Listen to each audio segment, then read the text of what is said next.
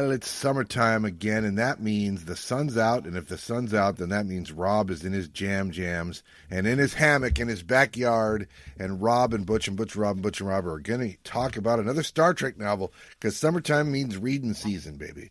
So today we're taking up our 15th of our 15th entry into our Trek, or is that a Trek in Your Pocket series with the novel The Prometheus design, from two old friends of ours from our Bantam Books days. But before we get into it, let's talk to our co-host, basking in the sun like a lizard, like the Lizard King himself, Lord Lizard Rob McCullough. In the summertime, when it's 60 degrees, I can smoke cigars and do as I please. Yeah, thanks. But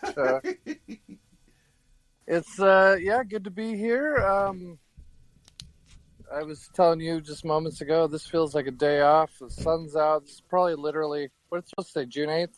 It's probably the third sunny day of the year here in Bellingham, Washington. Yeah. And the third of seven, so that's great. Yeah, third of seven. It's just like that. We number them like the Trek novels. Oh, it was number 9. Yeah. And so this is exciting because that means it's reading weather, and we're getting to revisit these old Trek books. I had some trepidation, when the dice chose for us, the Oracle, as it were, chose our good pals Sondra and what's her face, Myrna. Yeah. Because nothing has given Phoenix such a bad name since Vince Bushkowski started delivering pizzas down there. So I was a little worried about how they would handle their first trek. So I'm happy to talk about it. Their first pocket trek, yeah. We indeed are back with Sondra Marshak and Myrna Culbreth.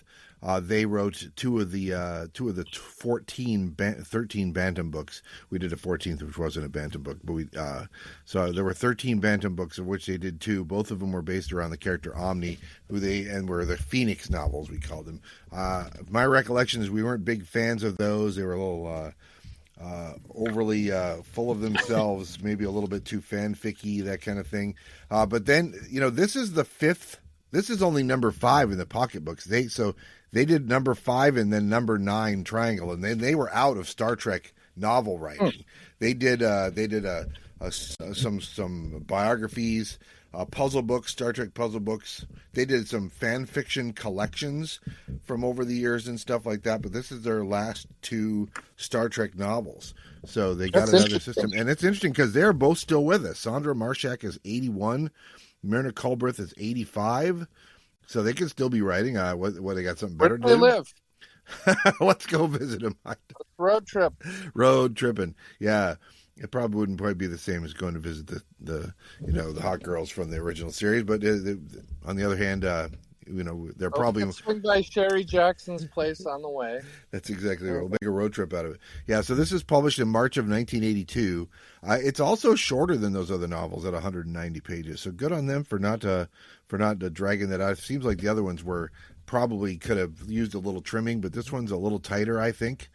So maybe that's the Pocket Books editors working harder than the Bantam Books editors were doing. Maybe there's that. I don't know. We do get some references to a couple references to those 2 novels, but thankfully they don't languish on those references too long. They just kind of, I remember, just another super powerful entity. Boy, I wonder how Omne would do against these villains we're facing this time. Yeah, that kind of thing. Yeah, so their mission this time in this episode is to investigate yet another wave of violence. Apparently there are planets that are tearing themselves apart with violence, ripped from today's headlines. The Helvins is who they're talking to this time, or going to investigate this time. And are you saying it's the end of democracy in space, or are you saying we're headed for a civil war? Or what are you saying? Oh, it's not. It has nothing to do with democracy. It's just people that are inexplicably violent towards another. They don't say if it's politics. They don't say what the cause is.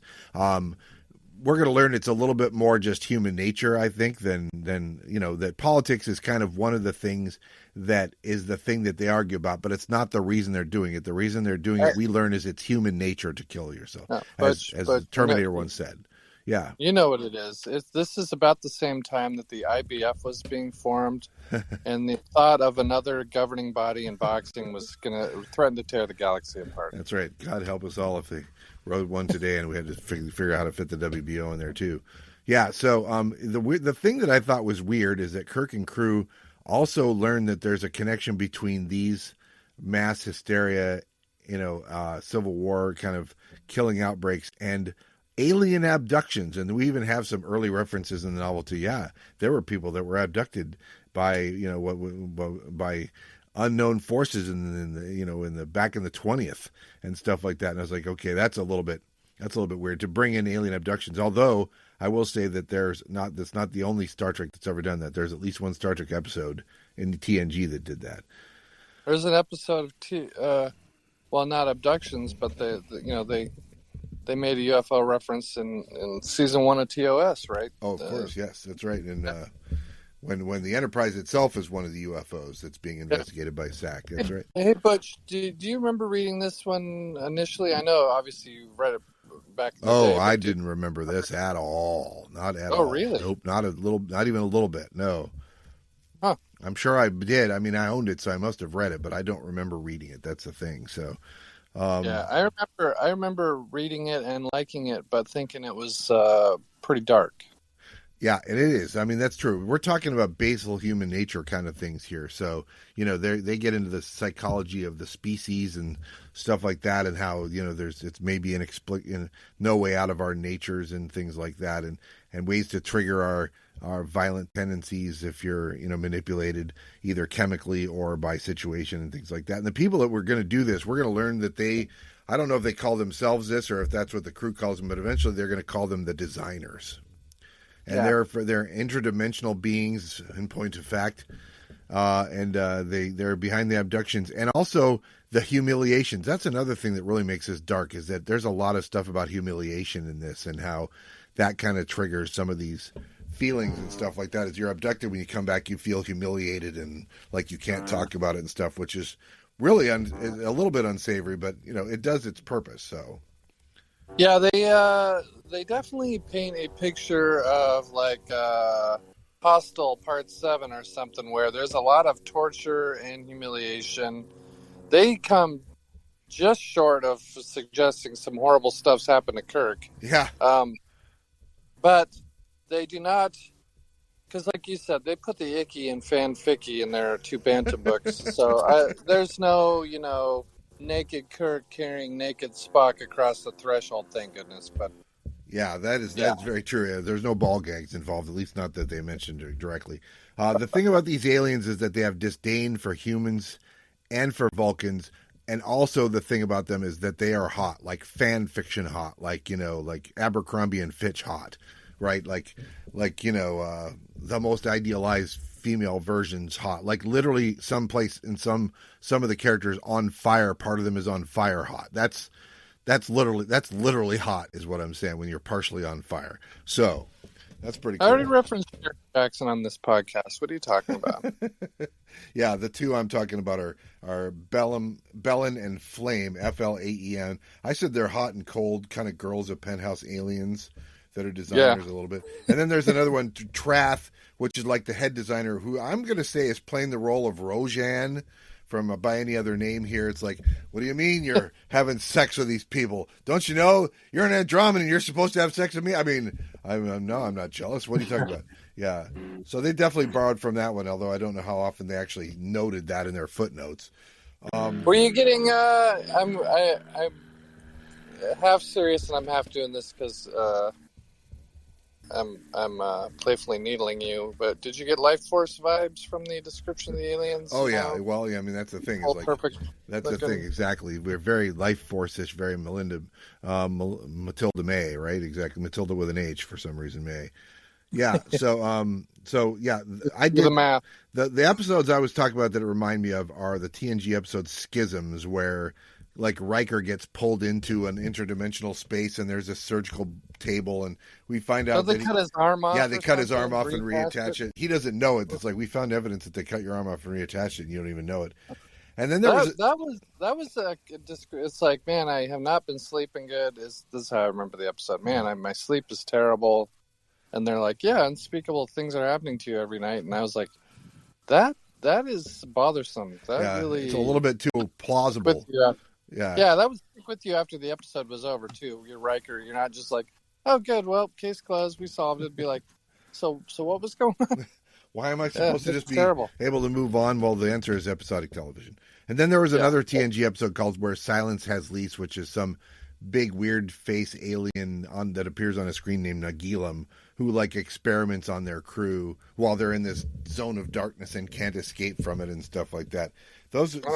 So clear, and I think both of those probably at least are, if they didn't borrow it from these two authors, they're at least using kind of the same ideas of, powerful aliens with godlike powers who can just like grab you and put you back and you don't know anything's wrong, but you feel weird, kind of a thing. So yeah, well, and the scary thing I think to us humans is the idea of someone doing this and just having no empathy at all. So yeah, we can, whether it's vivisection or torture or whatever, and just like observe, dispassionately observing it.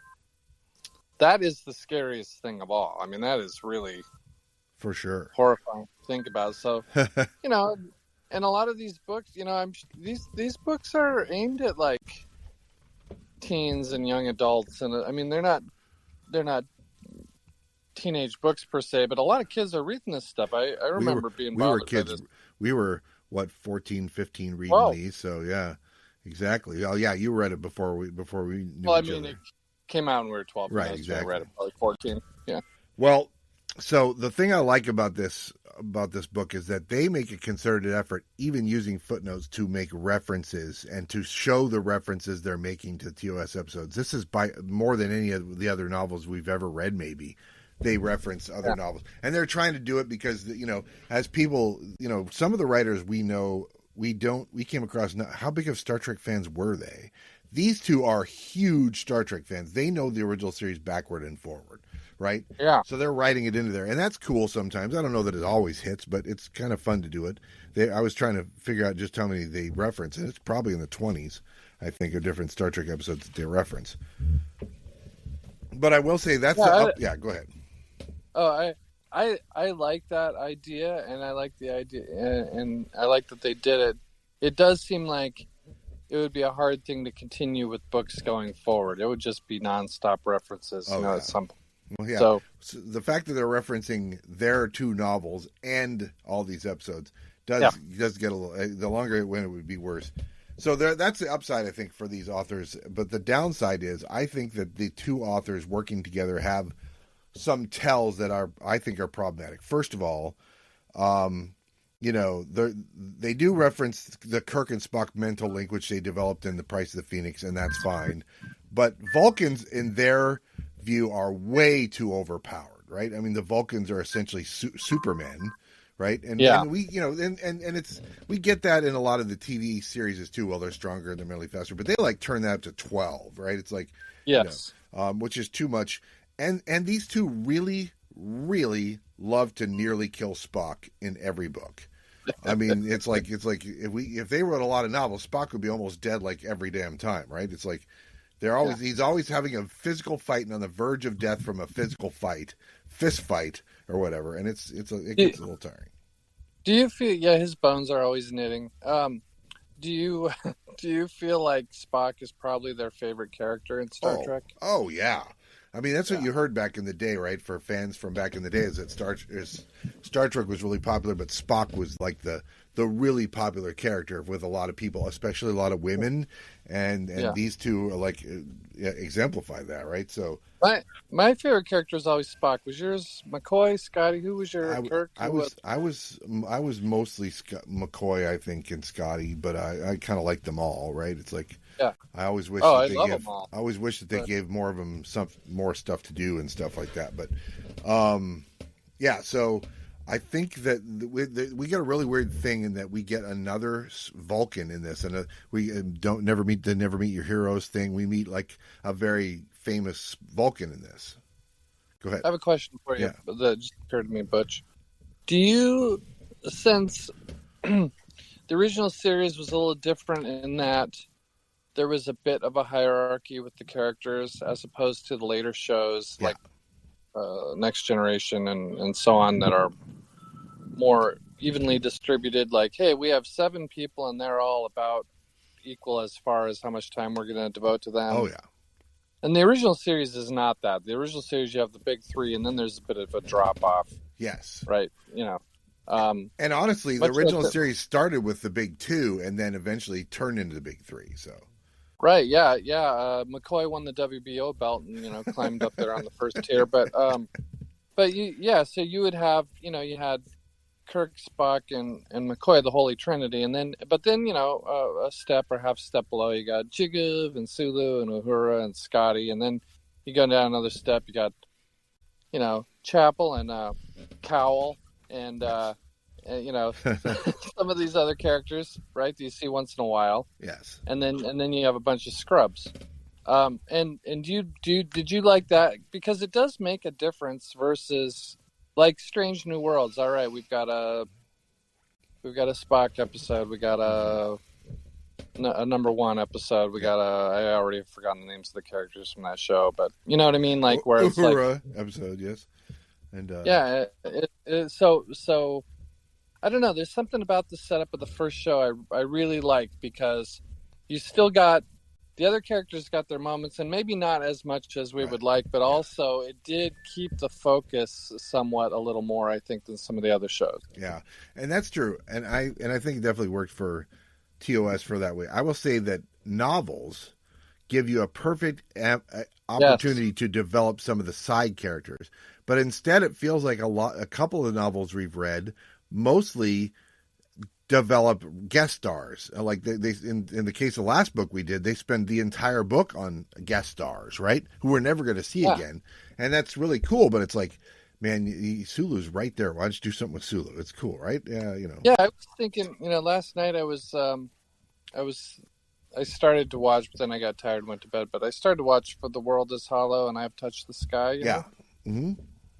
And I was like, and maybe they have, but I was like, this would be an episode where you could explore the ideas from that episode further in a book.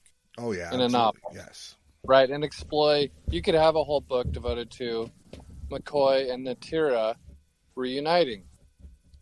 Well, I know that there are some novels we're going to deal with that do something like that, right? There's a novel, Cry the Onlys. That's Miri. The Onlys are the kids from Miri, right? So I mean, Yesterday's Son. Yeah, Yesterday's Son, right? Yeah. So there are good. We're going to get. It's just weird that we haven't gotten to any of those yet because we're doing these randomly, right? So and to your point, you get Uhura's song. You got, there's episode, there's books that, and that's what it's limitless. Yeah, limitless vistas. Yes, and it's fun because now in the modern era, it's been a long time since I walked through a bookstore and saw the Star Trek section, see what their new books. But I know that they started making novels about characters completely that have never been in anything. It is like we created an engineering ship that goes around and does stuff, and so that's we're following this crew that we made up out of whole cloth. I was like, okay, we're making up even more characters. I can't even keep up with just the original series stuff, much less Next Generation, and then there's Strange New Worlds books, there's Discovery books, there's Lower Decks books. I saw a Lower Decks book in Barnes & Noble. I mean, you and I need to hurry up and retire, get the Social Security checks coming in so we can start reading in earnest. Darn right. That's exactly right. You're going the wrong direction on that, by the way. So I digress. It's going to be a long summer for both of us. So listen, the other thing I wanted to say about this is that this book takes place after Star Trek The Motion Picture, but before the Wrath of Khan, because the Wrath of Khan hasn't come out when this book comes out, right? So it's post that, and I think that a lot of what they do with Spock undoes what they did with Spock in the motion picture in terms of having him go, I'm reconsidering the whole idea of being the ultra logical Vulcan and stuff like that. Maybe he kind of comes away from that feeling like being a pure Vulcan is sort of a dead end. The logic in and of itself and for itself is not sufficient. maybe, is what he gets from V'ger. And this undoes that because when he meets the Vulcan Savage, which sounds a little bit too much like savage to me, which is kind of what these aliens are worried about, is we're too much savages. That influence starts to pull him back towards the Vulcan ways, the Vulcan old ways, which is cool from a story perspective. But from the perspective of the growth of that character and where they put it in the timeline, it doesn't make, it hurts kind of like, because we're going to see Spock continue to grow in the both human and Vulcan way, and he's content with it, starting with the next movie, which happens just like 3 months after this book came out. So what do you think about that? Yeah, it is. That's a good question. I like it when the old show, the old girl, herself would have introduced us to one of our well-known characters acting different. Yes. So, like, amok time, you see purple plummox soup hitting the wall. Like, what's going on here? Or Kirk is, snapping at Chekhov. As usual, your work does not meet my standards, and I'll let you know when you're doing a good job. It's like, geez, Kirk's got...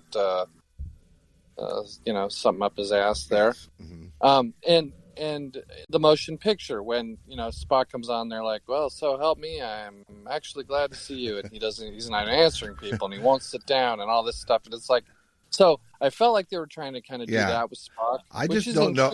And I think they talked about the idea of that these aliens are manipulating the crew and stuff like that.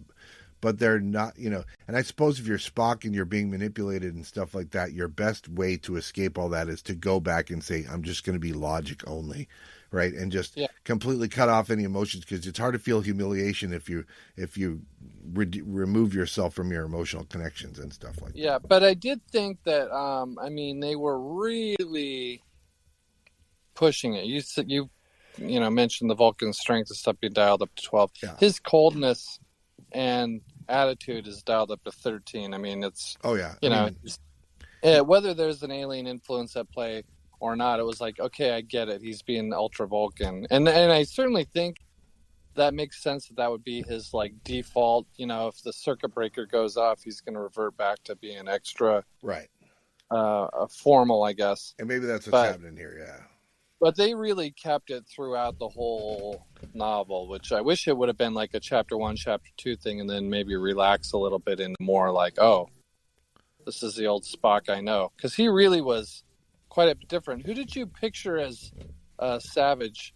I sort of was picturing the guy who played Surak in Savage Curtain, even though he did not act anything like this guy. But that's sort of who I was picturing. As kind of the stern. It's weird. There's no reason for me to picture the guy I had in mind, but the whole time talking about an older Vulcan, who's, I'm thinking older Vulcan. For some reason, I was picturing Sybok the whole time. He is nothing like Sybok at all, right? Yeah. Sybok's completely like a not Vulcan, where this guy's an ultra Vulcan. Right, but that's who I was picturing the whole time, and it was weird. It's like, I don't know why I'm picturing the guy with a beard, and I have no idea why I would think that, other than that's what was in my head the whole time. I actually thought you were going to say Bill Walton. The beard is the same, so that's why. Yeah. And let me talk Shout out to the dearly departed Bill Walton. Dearly departed. That's right. One last thing I want to talk about this book before we get too far into it. Again, it's after the motion picture, so Kirk is still an admiral. Although he's in command of the ship for some reason. Spock's his first officer. They're out there doing this mission thing. Kirk is an admiral, right? Yeah. And they mention him as an admiral. And then we get visit. This Savage guy is also like an admiral. Like, I don't remember what the exact title is, but he like outranks Kirk. And so Kirk has the humiliation near-death experience on Helva. And so they decide that on this mission they're going to go on, he can't be in command because he's been compromised. So this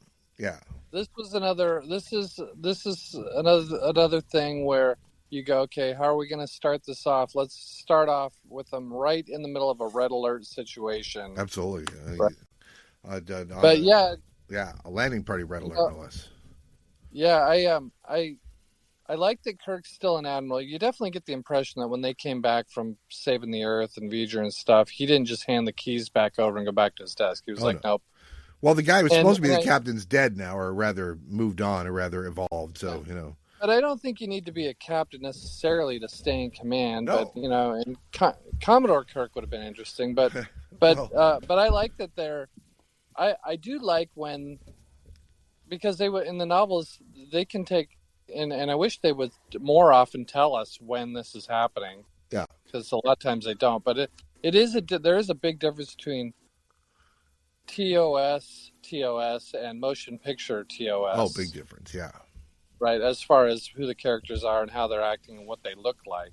So it was kind of fun for me to have, because they don't usually have novels that take place where this one does, after the motion picture and before Wrath of Khan, which was basically a let's try this again with the movies. For sure. Right? Yeah. Because motion picture is its own thing. It really kind of stands alone, and while they still acknowledge it and stuff, it's, I don't know, it's quite a bit different. The ship's different, the people are different, so this is really like the corridors are narrower and all that stuff. Yeah, so it's very different. But let me just for a minute point out what really bothered me about this. So Kirk is an admiral, and at some point they create a situation in the story, and I think it's believable enough, where he can't be in command because he's potentially compromised. So they put Spock in command, and then Spock immediately starts to occasionally treat him like, "You're being insubordinate, Mr. Kirk." And he's like, "I'm still a freaking admiral over here.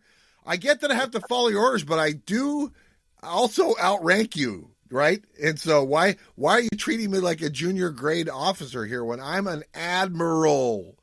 What was the novel we read, Butch, where there was like Kirk was having nightmares of being like a naughty junior lieutenant or something? It's Killing Time is which one that was. Yeah. Right. It was like he was being treated like jerk off Killing Time Kirk. Yes. Absolutely what he was being treated like, yes. Yeah, which was weird because they were really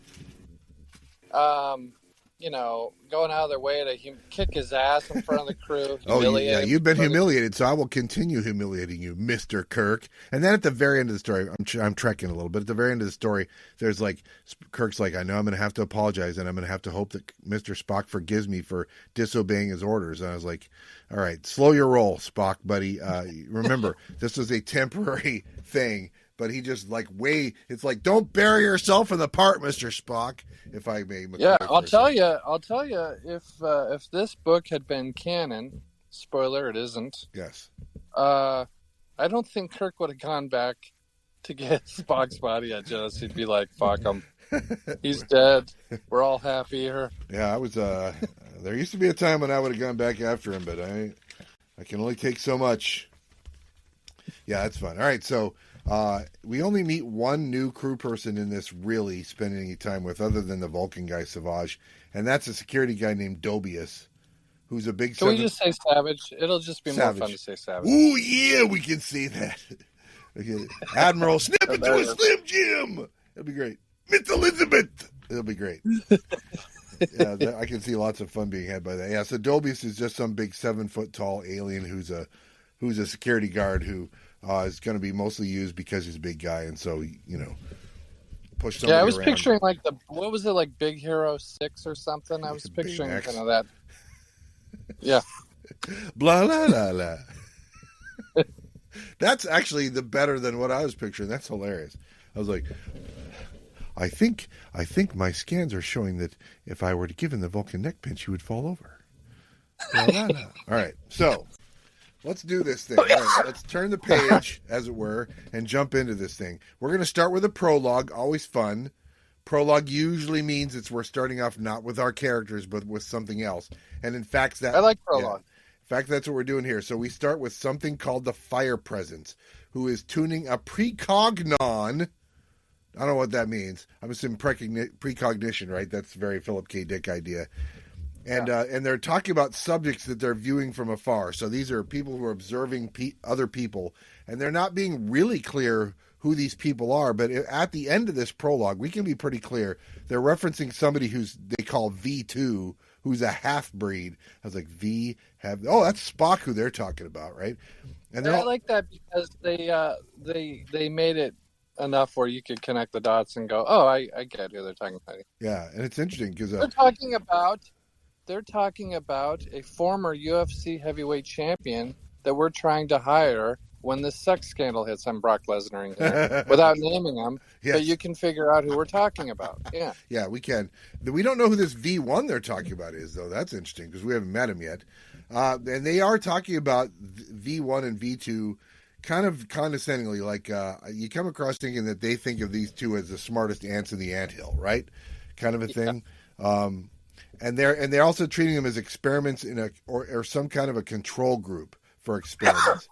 And then they ominously order the order goes out for a pickup of each subject for a full body brain processing. And it's like, okay, if V is Vulcan, H seems like that's human. Who could that be? And immediately our minds go to who would be H1. It would probably be Kirk, right? So there you go. That's pretty ominous. And I think this is what I do like about this novel and how they write it, is that they make the aliens at times very alien-like, which is good, right? The idea of the TOS, if it had a problem making its highly advanced aliens seem alien, right? They always seem too human, and they will devolve into making them seem too human in this also. But for a while, they really come across as extra alien. So that's fun. Yeah, there's only a couple of episodes in TOS where the aliens are very alien at all. I think of maybe the Tholians. The Gorn are pretty alien. Yeah. Who can you think of anyone else? The Horta. The Horta. We have like the Melkotians, which are just kind of the floating, brainy head looking things. And a lot of them are just like super advanced humans, basically. Yeah. Or humans with a different shade of rouge, or whatever. Yeah. But different eyebrows. But but it's only a handful of times where you're like, wow, that's a real honest to goodness alien. Yeah, for sure. Yeah. That's true. And that's just kind of the perils of 1960s TV. They just didn't have enough budget to really go crazy on stuff. No, I get that, but my point was I'm agreeing with you. I like the fact that they did it. I thought they did a good job here of that's the benefit of a novel, right? No, there's no constraints of what do we have the budget for. They can write whatever they want to, right? The other thing I like is they did not take this to the extreme of just like slamming their fist on the keyboard and jumbling a bunch of letters together that I cannot pronounce in my head for names of stuff. All the apostrophes that they can fit into a sentence. I know exactly what you mean. Yeah, that we had that problem since the very first one of these that we did, which was Doctor's Orders. Doctor's Orders, where they're on that planet that has the three species, and at least one of them is just like pyramid. Pyramid. Oh, good Lord. Yeah, what good times. Yeah, so this is definitely an improvement from that. All right, so chapter 1, we join Captain Kirk, horny Captain Kirk, by the way.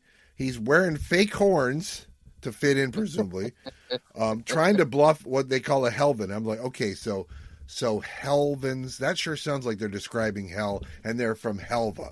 That's right on point. That's kind of right up there with, some of the other word games that they play in this, where sauvage is savage and stuff like that. Yeah.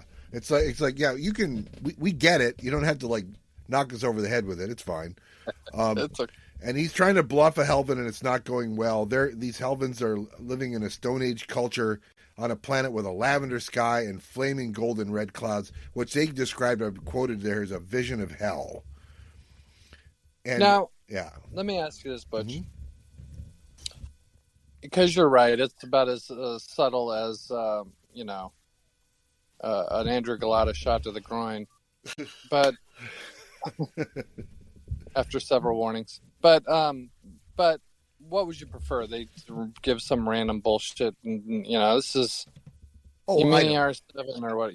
I don't know. It's just like calling. It's like when you're reading a Spider-Man comic book from the 60s and, they have Dr. Octopus. And what's Dr. Octopus's real name? Otto Octavius? Really? That's a little... What was he destined to be? I suppose he was destined to become a six-legged creature or something like that? Yeah, he's Octo. It's right in his name. He was born... let me ask you this, Butch. What'd you think of the cover of this book? So the cover is, older Kirk and Spock. Yes. Motion picture Kirk and Spock. Yeah. And this devil creature, kind of horned devil behind them. Yeah. which I assume is depicting he's a Helvan, like this first scene. Yeah, Helva. So I think it's cool. I will say this: they clearly describe in the book. They get most of it right. The creature has horns. The skin color's right. They also are very clear that the creature does not have a mouth in the book. And this creature, in the cover of the book, totally has a mouth. So, is that a problem? No, it's not a problem, but because I'm guessing that they give a bare description to the illustrator who makes the cover, right? Well, I got the impression that they definitely were experimenting on some creatures with no mouths, but when they're on Helva, if they don't have mouths, just putting horns on our crew is not going to fool anybody. Our crew has mouths. You make a good point.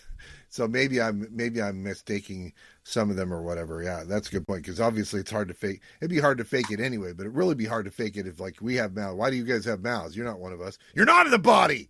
Okay, it's fine. Yeah. Lawgivers! It's fine. So. What the hell? There you go. Okay, you might be talking me out of that. I'm fine. So Kirk is regretting dividing up his landing party because now he's alone. He probably could use backup, but he's worried about what's happened to everybody else. Spock is elsewhere, and he's reflecting on this mission and also the disappearances of, quote, many planets, unquote. And the references that they give indicate that this is a post-Kolinar Spock after the motion picture, which we knew from the cover art, right? But this is the first time in the book when they're kind of establishing what it is, because they don't give the captain's log in the first chapter, so we don't know.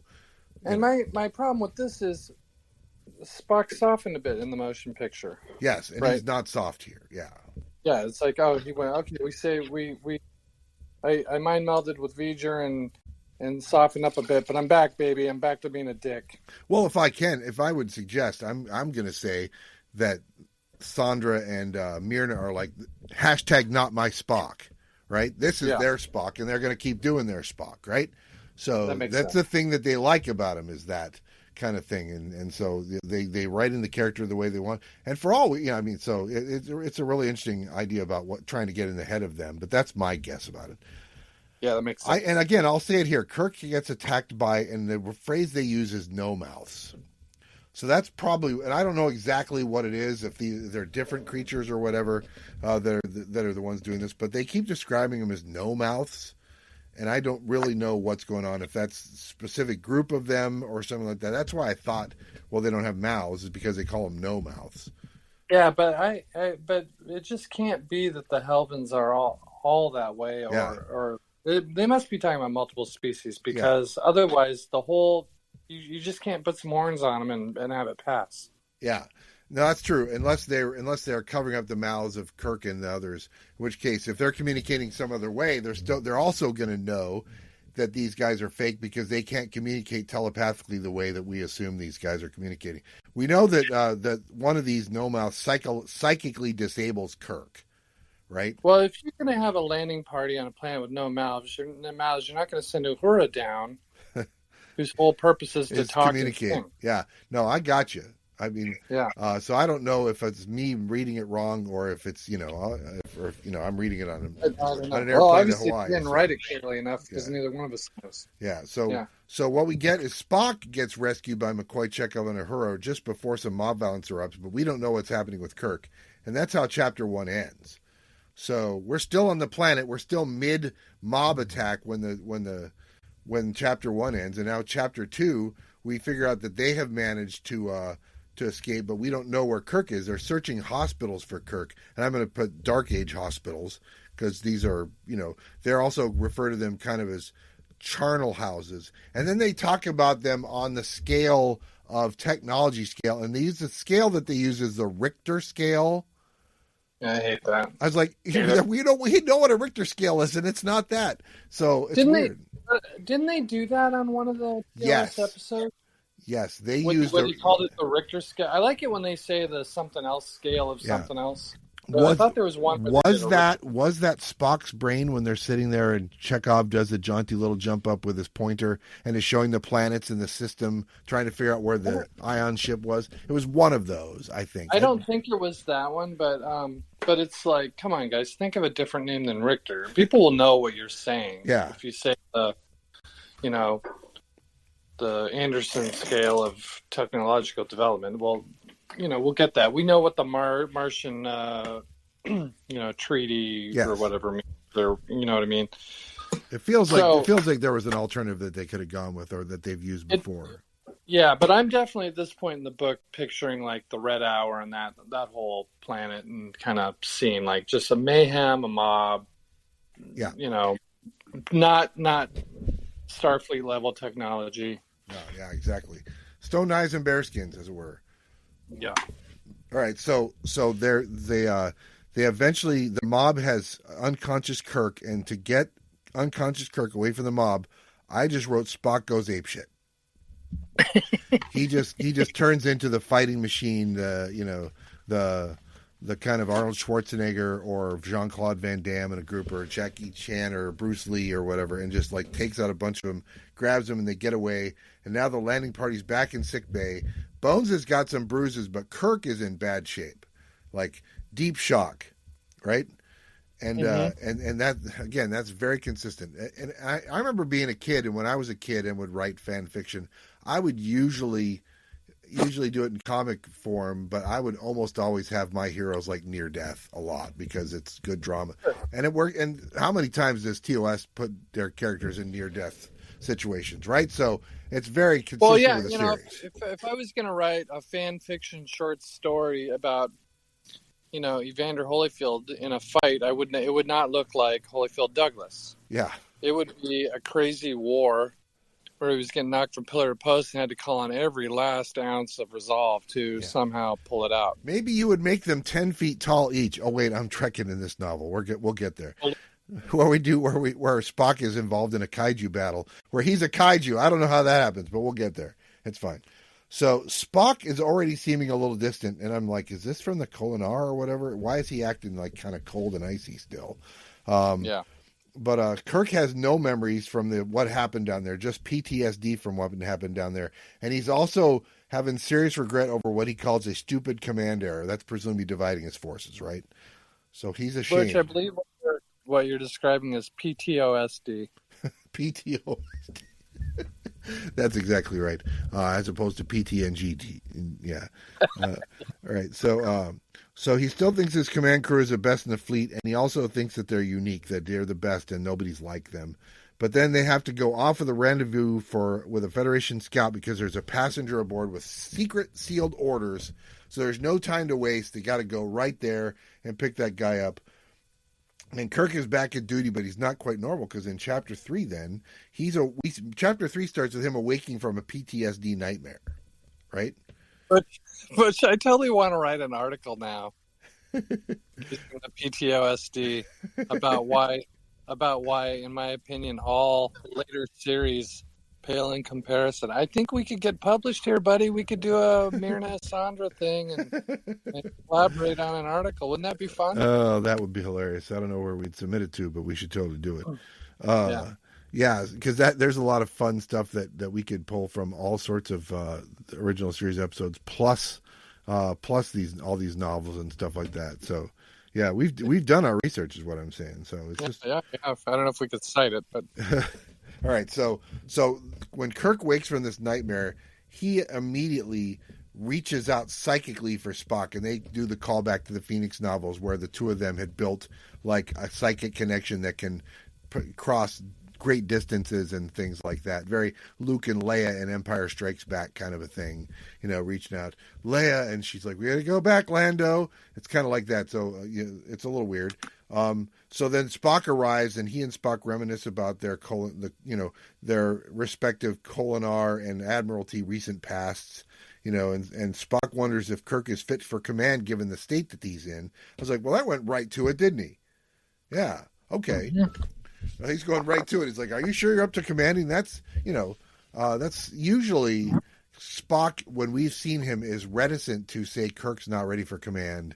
That's been married 20 years, slamming it in. You're not easing. There's no foreplay there. That's fair. Just... They've been together longer, so they're being honest with themselves. But then we're going to beam.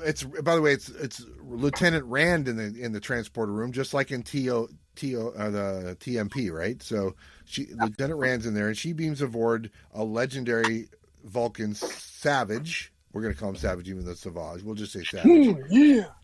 and he orders Spock to take command, or else he will. And Spock, by the way, Savage is immune to Kirk's charms.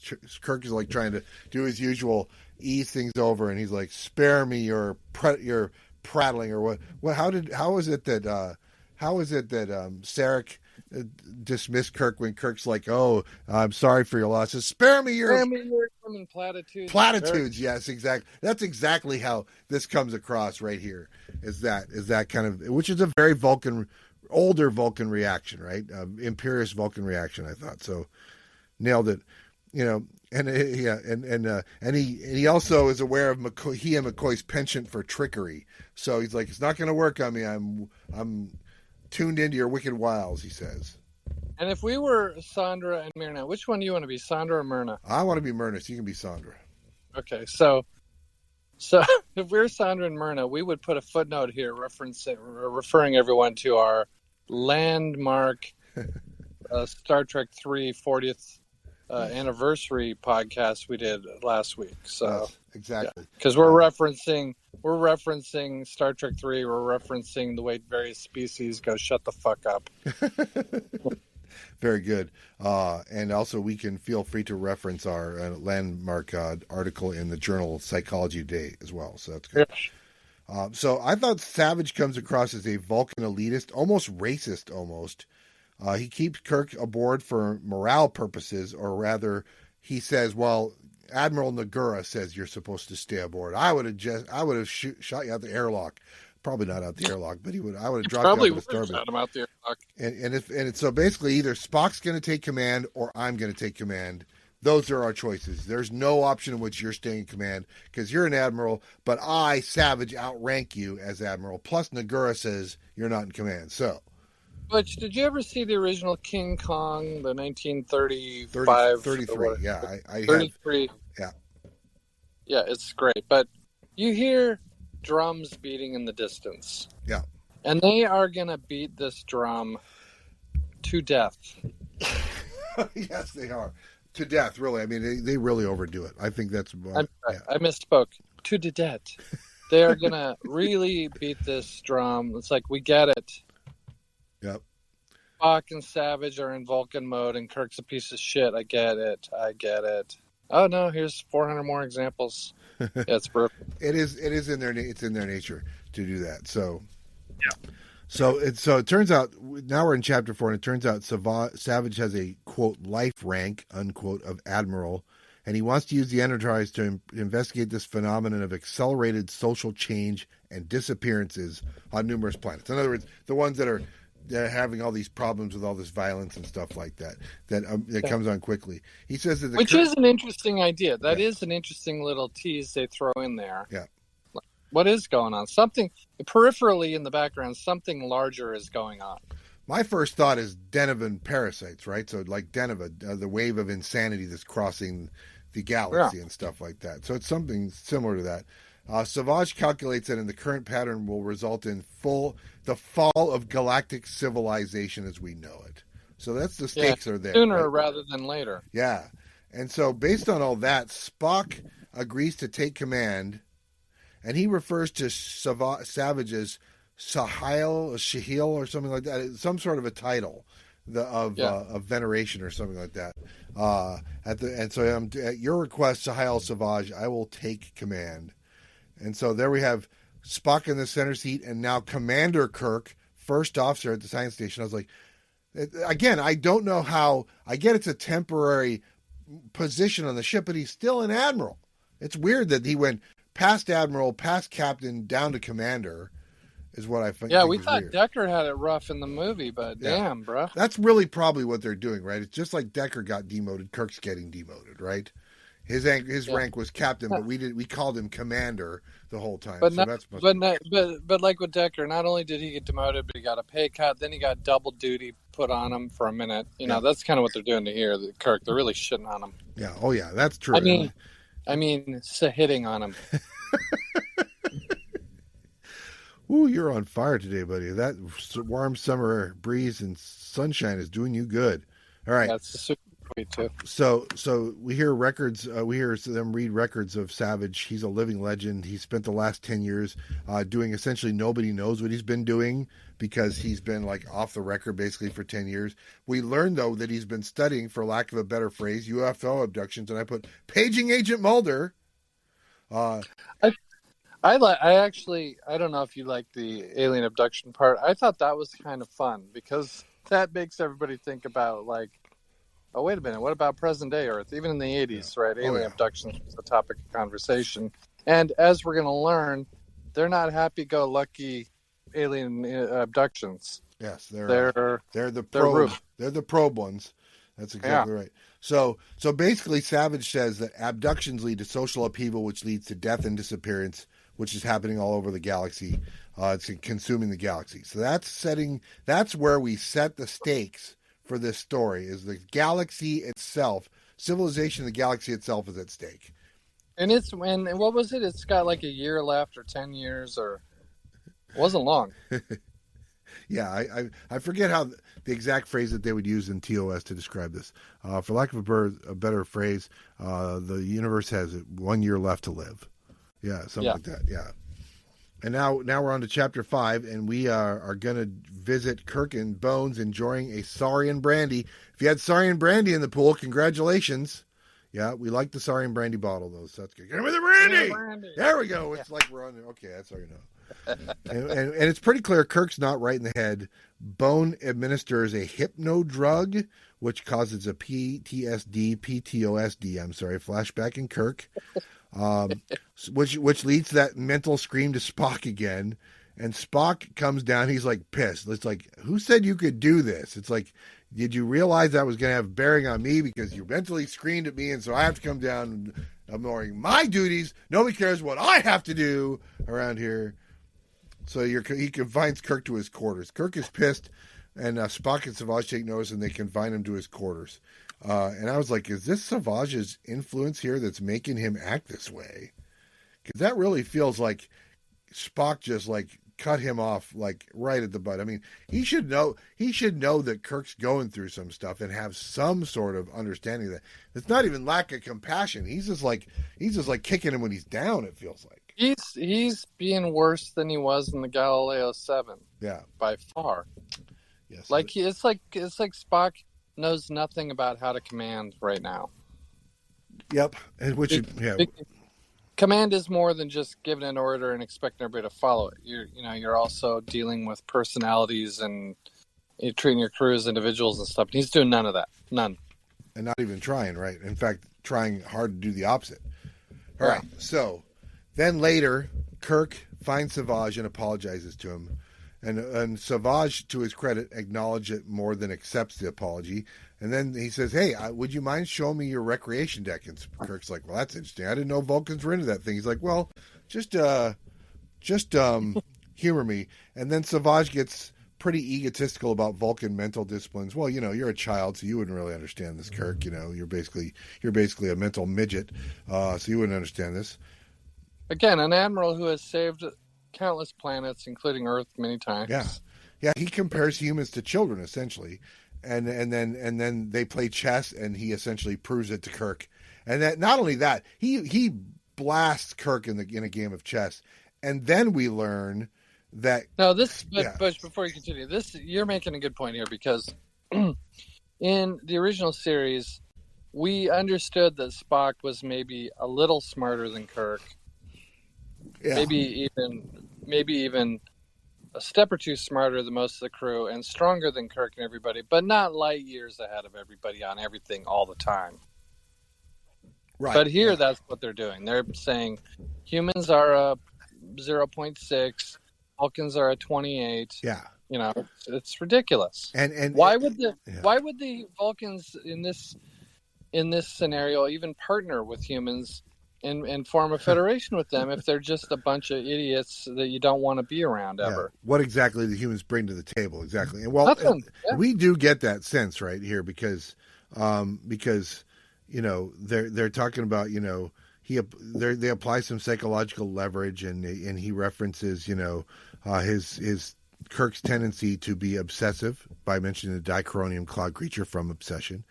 and to be like brazen and stuff like that, and gamble like he did in the Corbomite maneuver. They mentioned both of those things. And then eventually it's implied, although I don't know if it's here, but it's implied that Spock has been, all those times when Spock played chess against Kirk did pretty well against him, but it's implied here pretty strongly that Spock let him win. That if Spock was really playing him, there's no way Kirk would have even had a chance. Right? We know that's bullshit going back to like the first and second episode. Well, yeah, but I mean, they're retconning it because they want to make it clear that the Vulcans are vastly superior. And if they're vastly superior mentally, how could they possibly, unless they're intentionally like throwing it to build a rapport with your captain? You're kind of talking me out of liking this novel. Well, you're right. I'm talking you out of liking this character because, again, I think it's Savage who's making this case, right? And because we don't know who's being manipulated psychologically, what they're doing is that I came away from this thinking that the aliens are manipulating them through race hatred, kind of the way that the Beta 12 entity does in Day of the Dove, to have these attitudes towards each other, right? I don't know if it's actually true or if that's kind of what they're convincing themselves of. So, but Savage does ask Spock why he's served so long under clearly inferior Captain Kirk. Feels like they're amplifying stuff that's already there under the surface. Yeah. And then we get this talk about Spock and Kirk demonstrate this thing that they do, which is nonviolent martial arts called Vasumi. And after he watches him do it, Savage talks to Spock and says, "Art thee Vulcan or art thee human?" And he does it even in that old-timey way, right? Because he's trying to be like the classical, traditional Vulcan. Right, exactly. And he's, coddling his human captain. It's shame on you for coddling your human captain. And we learn that there's a violent version of it called Kasumi. And so Spock and Savage go a round or two on that. And it's described like Clash of the Titans kind of stuff, right? I mean, they describe it like, you play the dramatic music and it's like King Kong versus Godzilla, although we're going to see the literal version of that by the two of them later. Or Spock versus Omne, and they definitely draw that connection there. Right? It's like, well, Kirk gets hurt just watching this kind of combat because he's that inferior to these guys. It's like, ugh.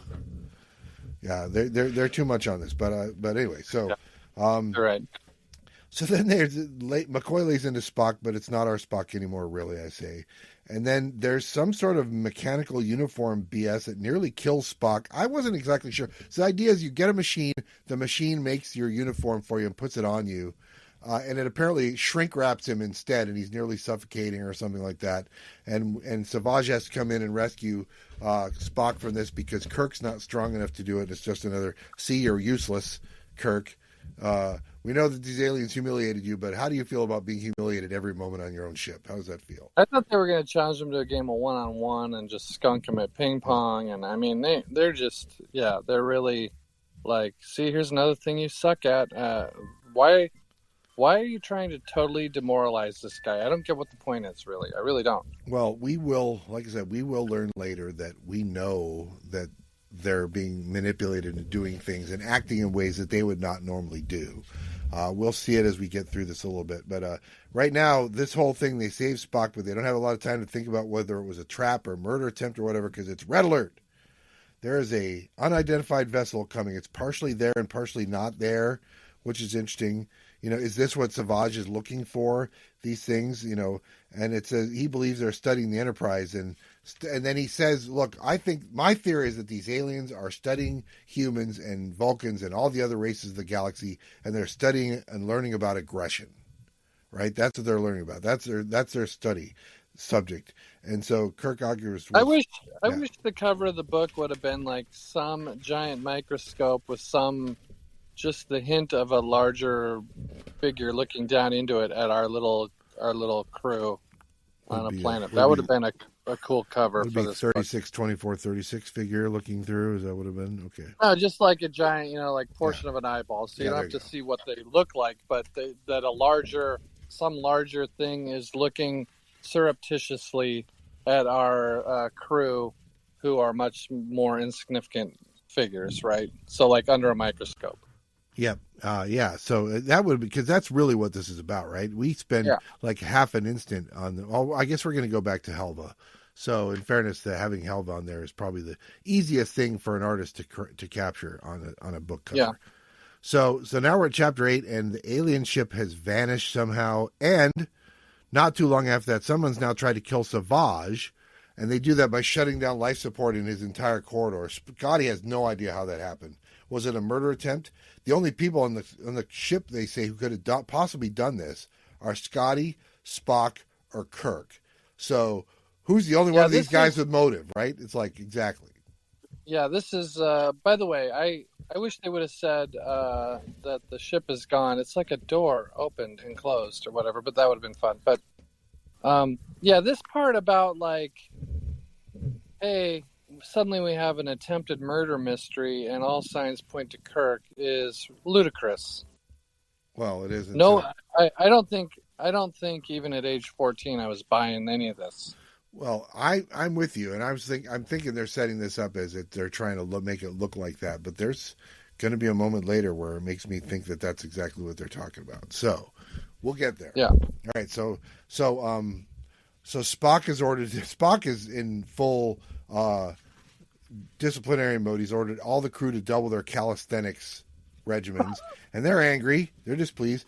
Someone on the crew recommends that, hey, Lieutenant Dobius should challenge Admiral Savage 2 out of 3 falls. Yeah, because Dobius is 7 feet tall. It's like, oh yeah, I know he's this guy. My uncle's really strong. He can beat you up. It's literally that kind of thing, right?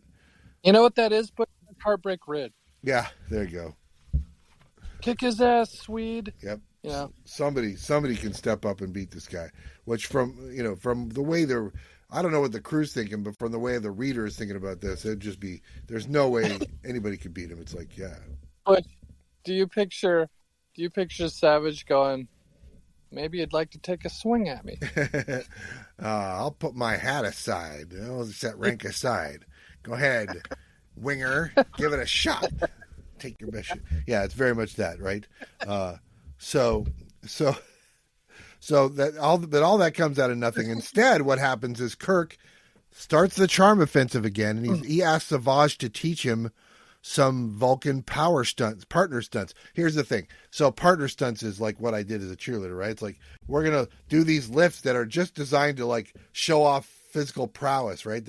It's like going to Cirque du Soleil or something like that, right? That's essentially what they're doing is Cirque du Soleil stuff. And it's funny because some of the stuff they described, I could totally do.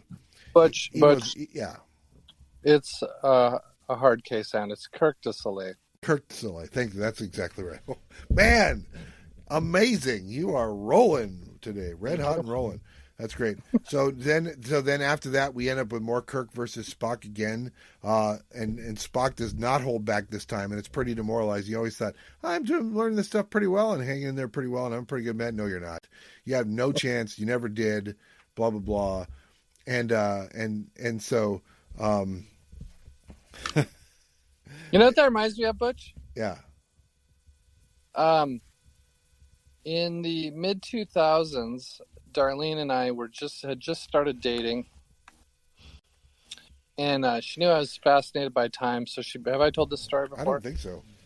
She bought me for my birthday a copy of Stephen Hawking's A Brief History of Time, which is a famous book that came out in the 80s. Yeah, I've read that. Yeah. And that is, of course, Hawking's attempt to dumb down and put in layman's terms a bunch of astrophysics or whatever. Ridiculous, man. And yeah. And so I was like, oh, this is a great gift, right? So I'm reading chapter 1 and I sort of understand what he's saying. And I'm like, yeah, I'm pretty smart. And then we go to chapter 2 and I was, still getting glimpses of what he's talking about. And I'm like, yeah, I'm a smart cookie. And then he just kept turning the dial up and up and up and up and up. Like he's got limitless more levels that he can go to. I'm already maxed out chapters 1 and 2. Yeah. And by chapter 7, I don't have a clue what he's talking about.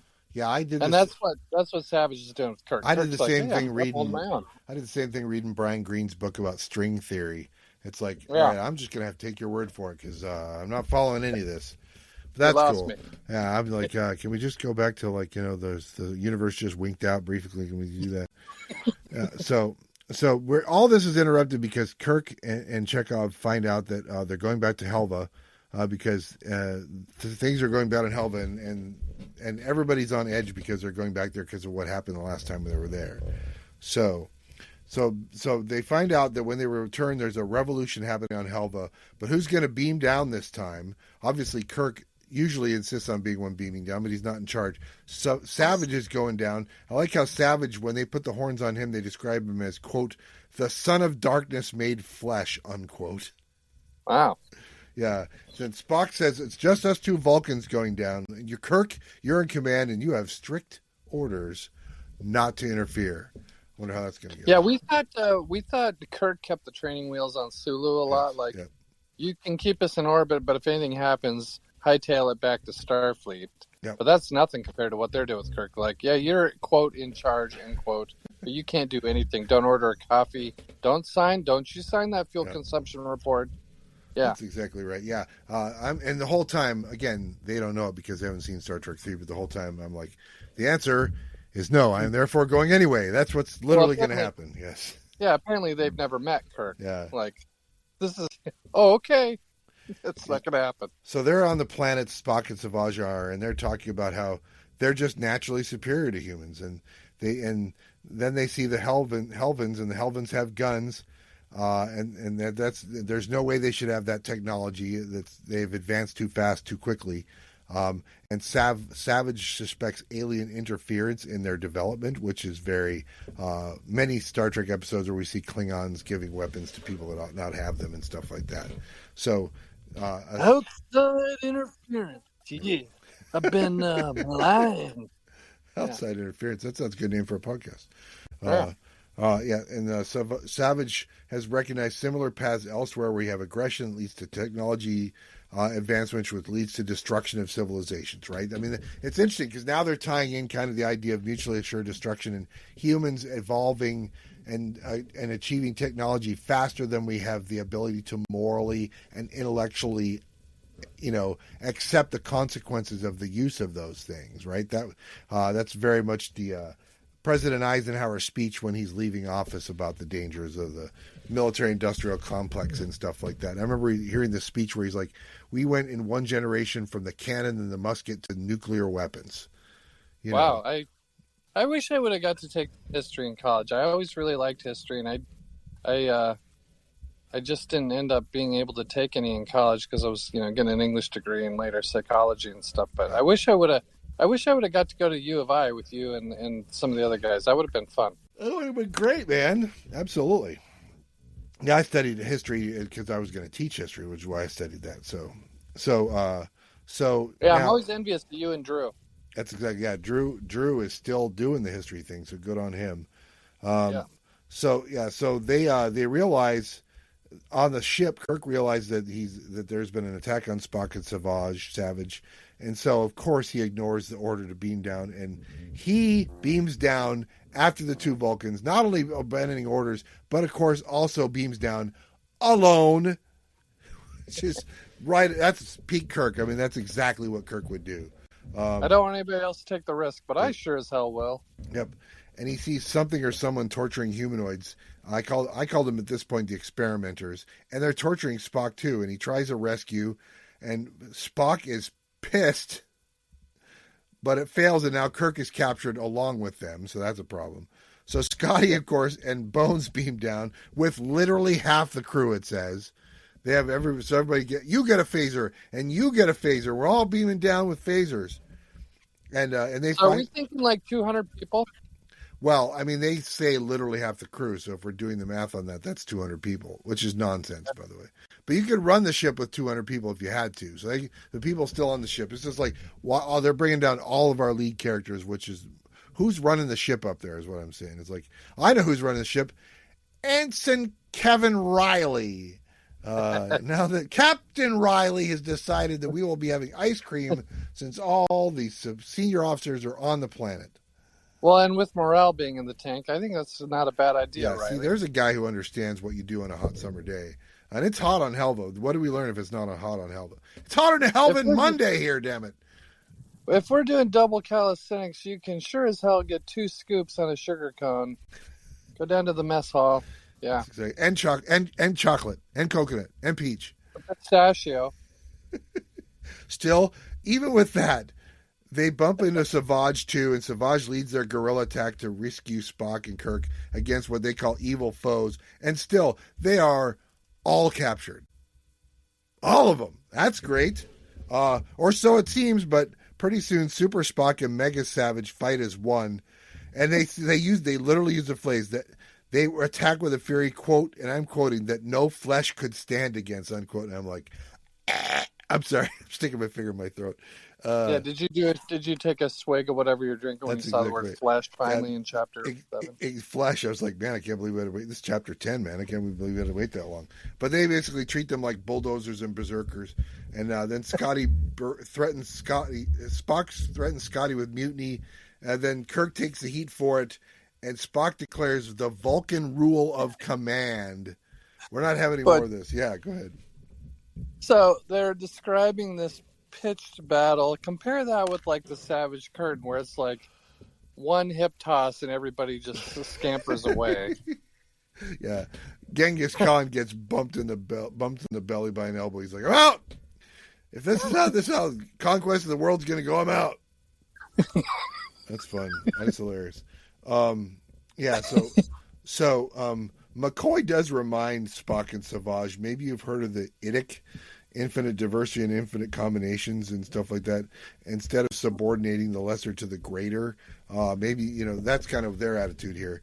But the Vulcan rule command means that things are going to change on the ship, and it's not just double calisthenics anymore. So at some point they go into Spock's cabin, which is described again, quoting, as an anteroom of hell. They can't help it. They can't help it. Yeah, weapons, reminders of Vulcan's savage past, Vulcans with horns. Because they still have the horns on, I guess, is what it is. I feel like Sondra and Myrna, while they love Star Trek, they also love Hellraiser. I feel like they just really want to be all in all this pretty dark stuff. It's interesting. Oh yeah, absolutely. It is. They're definitely kind of fetishizing over this whole aesthetic for sure. So Spock has set aside Starfleet code for Vulcan code. He's like, "You will not speak without permission, Commander Kirk." And then he points out that Vulcans are better. Vulcans can defeat mind sifters, and I'm like, "That's errand of mercy." And Savage alludes to the command should always have been Spock's, And then they all make these appeals to their shared past. And their appeals they make are Corbomite maneuver, Amok time, Mark of Gideon, Galileo 7, the Tholium web, and Amok time. They're essentially just rat-a-tat-tatting all the. Remember all these times we've had together, and the things we've overcome, and then all these references are to all those episodes. And I mean, you can remember them without listing them all. Yeah. I don't know why they felt the need to do that, because that was a little silly. Also, I just realized when you're talking that my wife is sometimes kicking into wife command mode. Which is you will not speak. You will put the dishes in the dishwasher. You will not think of asking me to watch Star Trek. Yeah. I wasn't aware there was any other code. It's fine. Yeah. Yeah. So they're basically, laying down the law here and said, and there's a note that Vulcans have become his particular demons in this case. So basically his tormentors are now Savage and Spock, is what it is. Almost like they're testing the rapport of. And then there's another.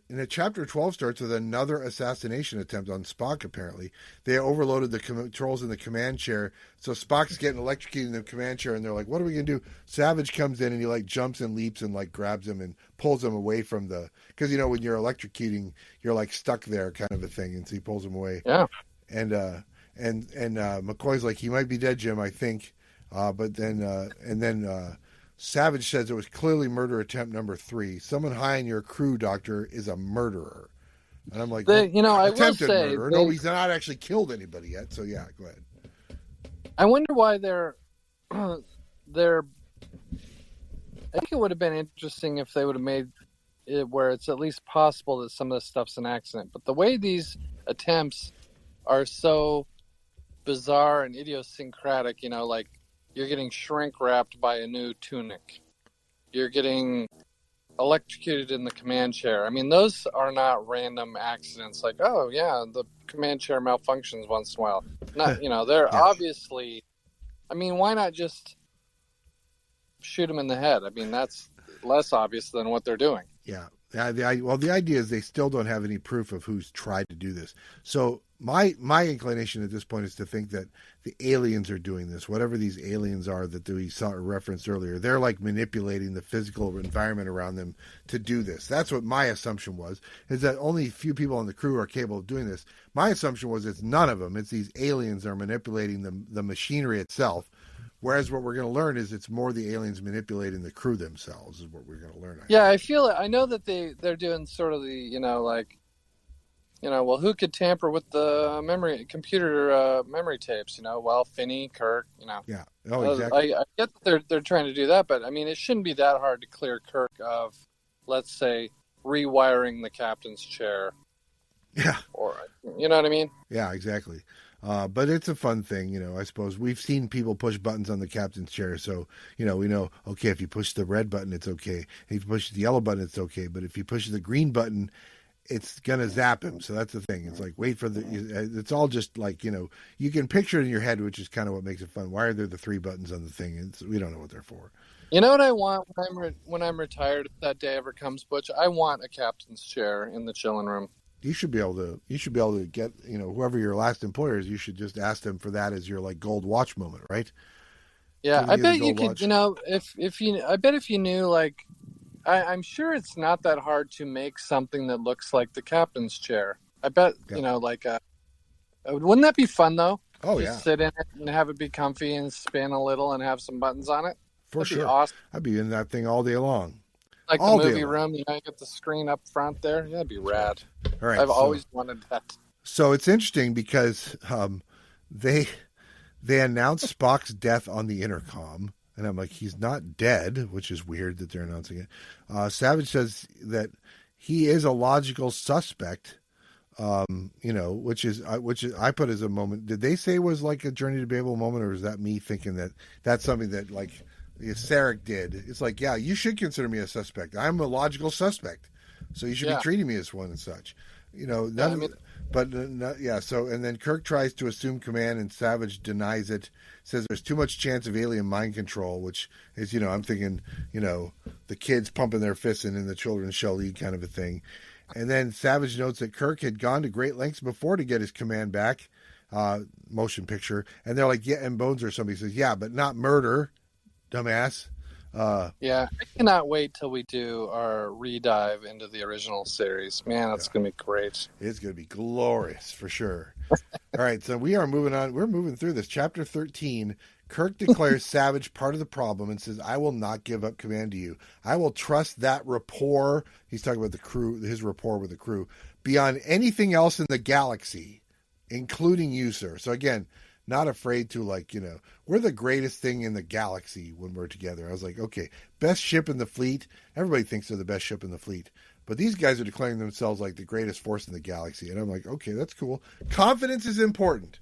I'm on board. I actually believe that. So, yes. But, But all this is moot because Spock wakes up from his healing trance and immediately steps back in command. And then he points out the mind control or alteration without Kirk knowing it, may have caused Kirk to try to kill Spock. It's like, you might be not able to control yourself. I know there's alien influence at play, amping up some stuff and manipulating some of the conditions of the test, as it were. Do you feel like Savage is also testing Kirk? Because he could have. I feel like he could have just been like, no. Yeah. You can quote regulations to me. It's not happening. And what are they going to do? I'm a lifetime admiral. Yeah. That being said, he can say all he wants, but if the crew will follow Kirk and won't follow Savage, then it should, Kirk could say. That's true, but I feel like he's been established as commanding enough presence that the crew would have followed him. Right. But I feel like he wanted Kirk to try to, use all his wits and determination to come up with a reason and make it stick. Yeah, that was kind of my take. That does help explain it. I will say that, because it's he changes a little bit, so maybe that's what explains it. So either way, Spock's back in command, and Kirk is going to be allowed to stay on bridge, but he's under guard. So Dobius is going to be hanging around with him, making sure he's keeping an eye on him. And even Kirk is starting to wonder, what if they're right? What if I am under some alien mind control and I don't know it? I mean, he is, right? So, and then Kirk says, "Hey, can I go below?" And Spock's like, "Okay, that's fine. As long as you take Dobius with you, that's fine." So they go below, and he's like, "Where are we going?" Says Dobius to Kirk's like, "We're gonna go interrogate that Helvan we got in the prison cell." He's like, "Really? You think that's a good idea?" It's like, "We said, as long as you're with me." It's like, that's following the letter of the law, right? This is as tried and true of a Star Trek thing as there is. I don't know, but yeah, I guess. I mean, we've seen this a million times in the show. Well, you're right. He did say that. I guess it's okay. So I'm totally buying this. In real life, I would not buy this for a second. It'd be like, hold on, I'm going to check with Spock. Well, let me see if I have my notes here right. So the prisoner interrogation is just another brick in the wall. I don't know why I wrote that. He gets some information about a valley path, and then at some point, this is what I wrote. I'll read it exactly as I wrote in my notes. When Kirk realizes that someone has tortured both him and the Helvan, he barfs. Did I get that right? Yeah, well, and I actually, all kidding aside, I actually kind of like this scene because Kirk sort of menaces and insinuates to the guy that I'm going to do what, the tables have turned. Yeah. The Helvan's initially like, go fuck yourself, I'm not talking. And he's like, oh, maybe you'd like to be experimented on, I'm paraphrasing. And then Kirk finds that this guy is just some, mid-level guy at the post office doing his job, just following orders, as it were. Which was kind of an interesting, because up till now we've had no insight into what these torturers are like, or what their motivations are, or what they think about their work. Yeah, so I thought it was a kind of an interesting little scene, but it does get the desired result, which is we get some clues about where we need to go next. So it was kind of, I thought it was kind of cool. Yeah, and of course it pisses Spock off. So they go back to Spock and Savage with the information, admitting that he conducted the interrogation.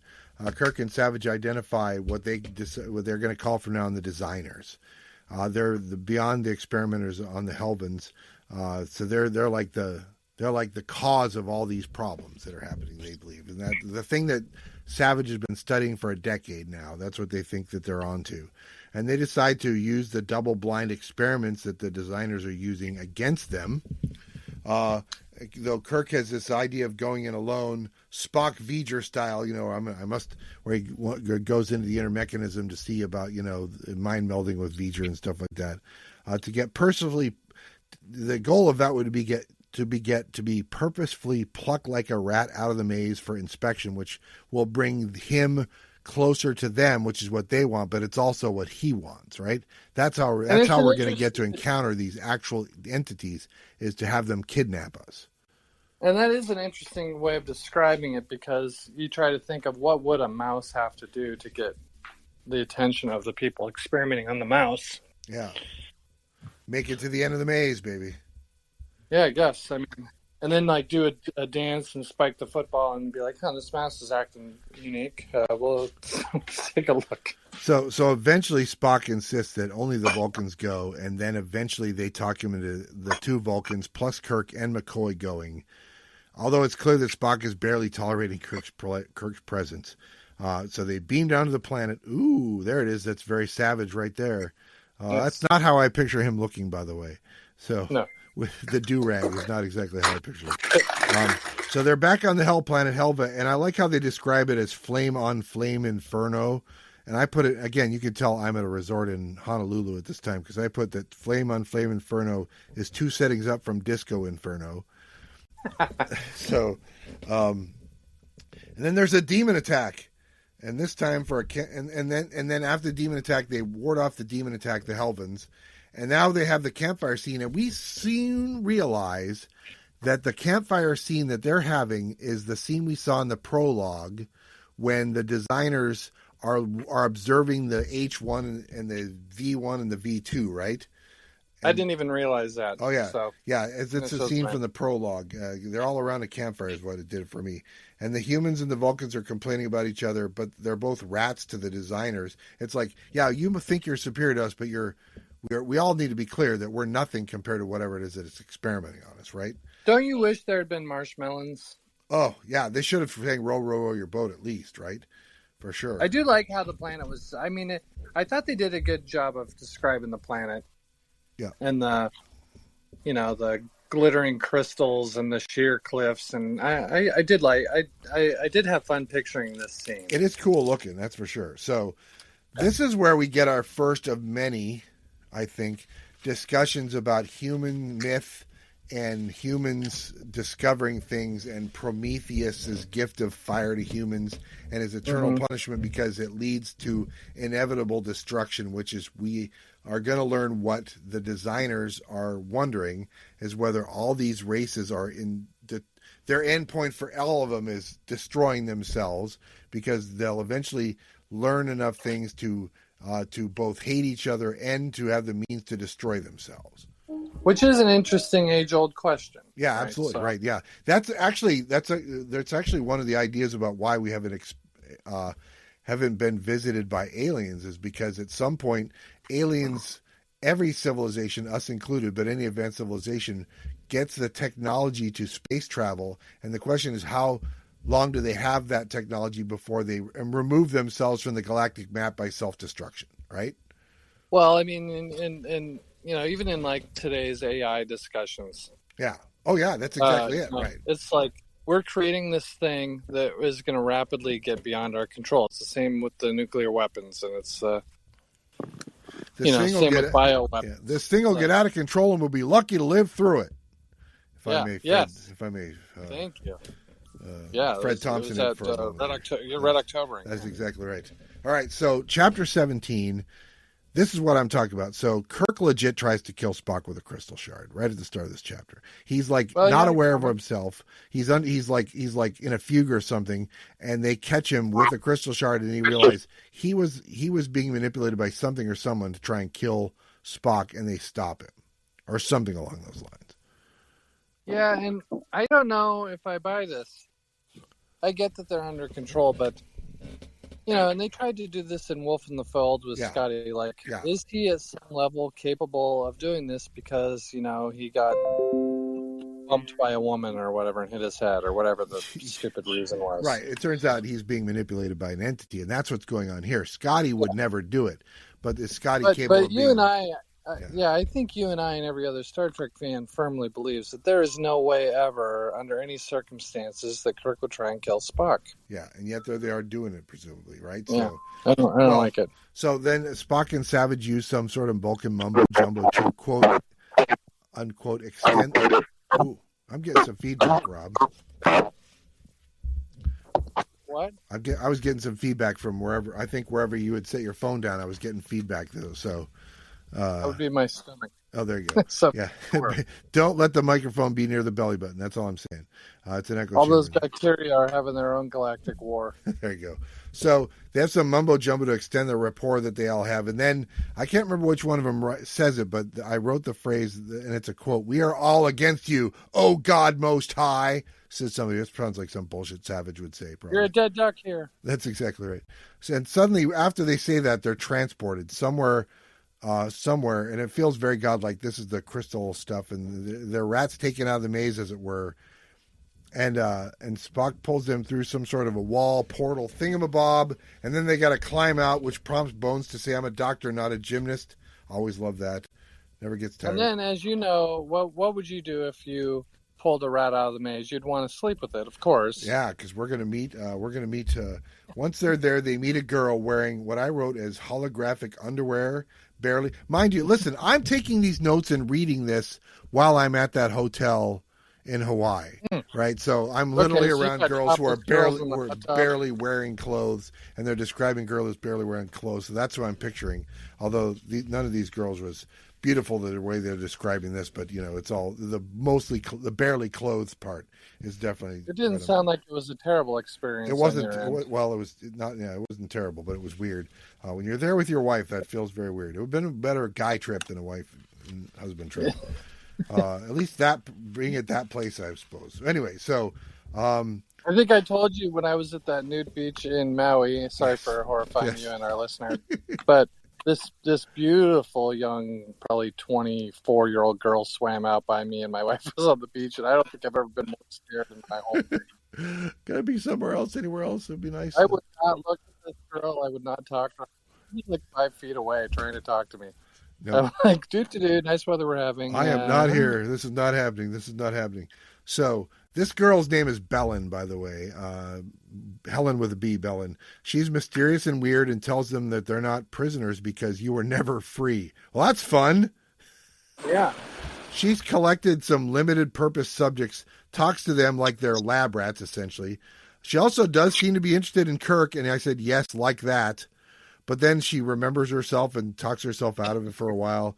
And then Kirk makes the sentient being plea, and she compares them to beavers. Beavers are productive. It doesn't make them sentient, right?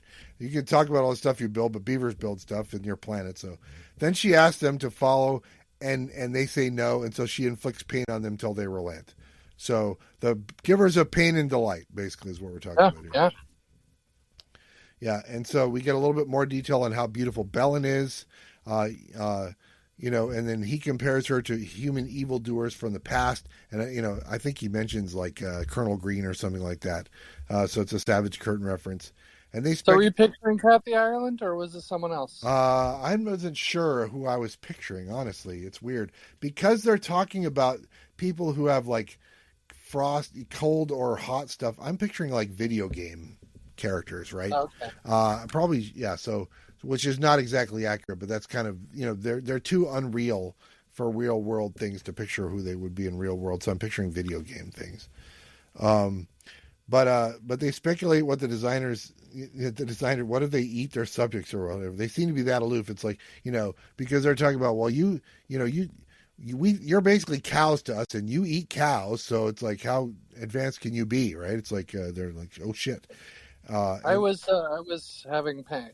I have the same thing. Like, have you ever driven by, through a rural area? Like, this used to happen when I would go visit Natalie in Pullman, and there'd be these stretches where you drive by, like a cattle farm or a chicken farm, and you're like, because you know what's going on in there. Yep.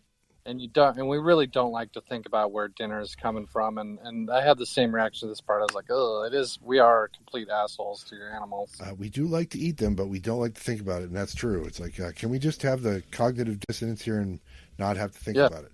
Yeah. And that's a problem here, is that some of them are really going to have to think about the ramifications or actions. I think the one it probably affects the most is McCoy when we get there. So that'll be fun. We see that there's more designers in there constantly watching countless worlds, including all of the ones we know, the Klingons, the Gorn, the Tholians, all that stuff.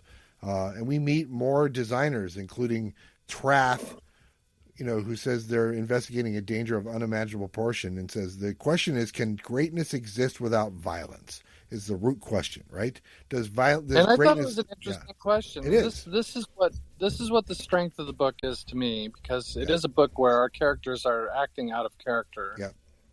Right, which is, I'll put that in the demerit column. Yeah.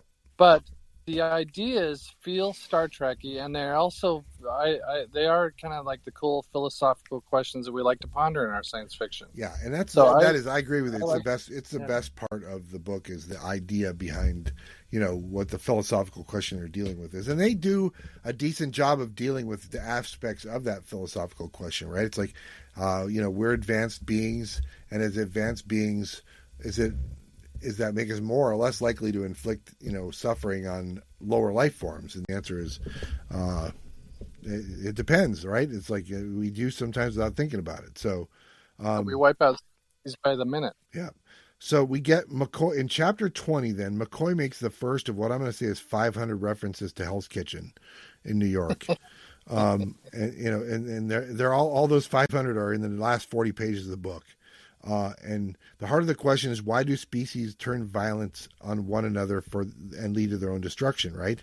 The designers may be considering what humans and Vulcans are, whether they should be allowed to survive given their nature. And then we meet another one of these designers, and this is Flame, who's hotter, I note, hotter, as it were, and considerably Yes. more dangerous. Because he basically describes her as even hotter than Bellin was, And so if I was picturing Kathy Ireland as Bellin, I had to switch up because So I'm going to say Elle Macpherson is Bellin and Kathy Ireland is Flame is what we'll do. Really, you can't go wrong either way. And I expect you to, and she says I expect him to, and then ... come. I don't know why I wrote that. I suspect that because they're making allusions to that, and it turns out we're going to get there. So and I say, let the will there, won't they begin? And then I was like, what is it with you anyways? I'm quoting McCoy from Star Trek 6. Why does it always lead to this? Yeah. And then Savage uses some kind of Star Wars force healing on McCoy. The Vulcan, just one more excuse about the Vulcans are way overpowered, I said. And then take shit about Kirk getting some action. They're implying that he's off getting some action or whatever.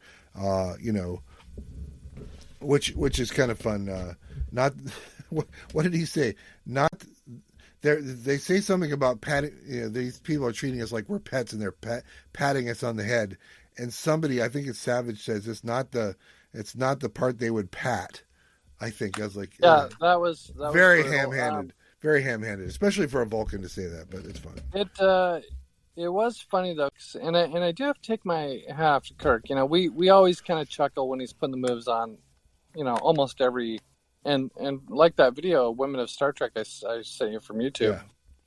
That is a show where you're like, yeah, there are beautiful women in almost every episode, and Kirk's hitting on most of them.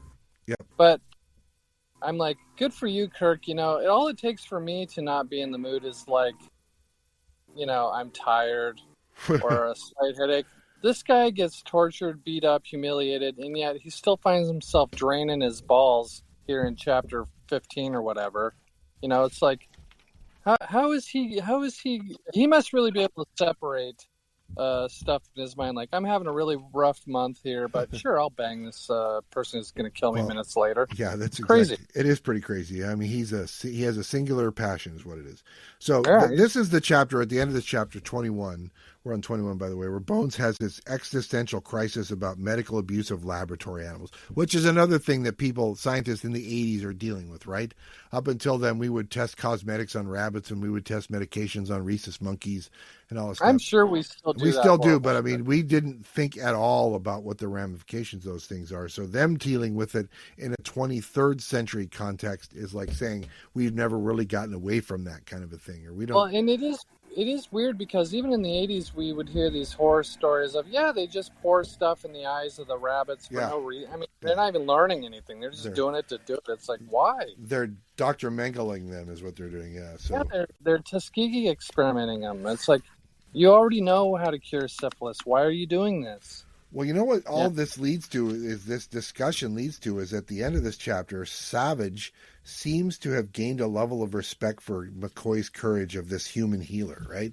So McCoy is winning him over by his ability to show like this understanding of like the philosophical implications of things. So I thought that was interesting. Yeah, McCoy doesn't always get the credit for how smart he is and how wise he is, Exactly. All right, hold on. Anyway, so we were talking about Bones winning over Savage, but now we got to go back to what happened between Flame and Kirk. So when we join them in chapter 22, Flame is, and I'm quoting, stretches languorously, but she's still belittling Kirk. We learned, by the way, that they didn't actually do anything, right? She's leading him on, but and then he calls her a whore. I believe he just calls her a whore. She says they're trying to avert galactic destruction and reiterates that she's not troubled by the small lives that may suffer to help them win. That's you, Kirk, by the way. You're the small life. And she says, would you stay with your Bush family alone until one day it vanishes without you even conceiving what happened? So basically, she's saying, you can sit there and live in your ignorant life and not knowing this is what's happening to you or why you're dying, or you could do something about it, which is what we're doing. So get out of our way, basically. I think I would choose not to know that the meteor is coming towards the planet myself. But yeah, I like them. This is my favorite comeback. So Kirk asserts that there are always alternatives. And he calls her, and I'm quoting, callow and obstreperous. And I'm like, burn! Once you pull out obstreperous in an argument, you are dropping the hammer. Because first of all, they're like looking it up in a dictionary. First of all, and that's really got to hurt. Would you call me obstreperous? Could you spell that? Is there any alternative pronunciations? Could you use it in a sentence, please? Is that Scandinavian in origin? All that stuff. So of course she replies, "If I make a pet out of a laboratory animal, I pay the price." I'm like, counter burn, done. So they're basically flirting hard with each other, is what I'm saying. This is usually where Indiana Jones and whatever girl he's in the movie with would be doing this, and then they'd end up smooching and doing it on the floor, is what would end up happening. But we're not there yet, I don't think, because Bellin, after Flame leaves, Bellin shows up, and she asks about the Promethean problem, and he puts forward who else, Vulcans, as who might solve it. I'm like, what, not Hulkans or Organians? I mean, surely the Hulkans seem like they've solved the violence problem, right? Well, you can destroy all of us and we're not going to fight. I mean, it seems like there's proof right there. And then guess what? Sexy time. They used the phrase, they said that she was, quote, a house divided against itself. And I'm like, settle down, nerds. Son of a bitch. They're Lincoln quoting, talk about Kirk having sex with an alien. They're quoting Abraham frickin' Lincoln. I was like, all right, that's enough. Obstreperous and house divided speech, both in the context of sex with alien women. I'm going to say it again about Sondra and Myrna. They can't help themselves. They can't help it. They cannot help show off. They can't help it go down this rabbit hole, so to speak. Yeah. I will say I thought it was entertaining enough that I wrote it down, so they're good for them. Their reverie is interrupted by Flame and Trath, however. Kirk compares Trath to Shahal Savage. Now he's using Spock's term of endearment for savage, which is interesting. And he says that that's kind of what Trath is too. And then Trath says, compared to him, humans are like an unborn kitten. And I was like, burn! This is like a burn book at the end of this book is. Holy crap. It's just a flame war. He says, kitten wouldn't be bad enough. It's got to be an unborn. It's got to be a kitten fetus. Yes. And unbelievable. He's like, don't quote Vulcans at me because Vulcans maintain the control that they have by staying out of Hell's Kitchen. I'm like, Jesus Christ. Now even Trath is quoting Hell's Kitchen. Good Lord. No, I'm at the cult for referencing Hell's Kitchen. Yeah, at least you thought of the cult. I'm sitting here thinking of Gordon Ramsay's TV shows. You burnt the Wellington! So, yeah, good Lord.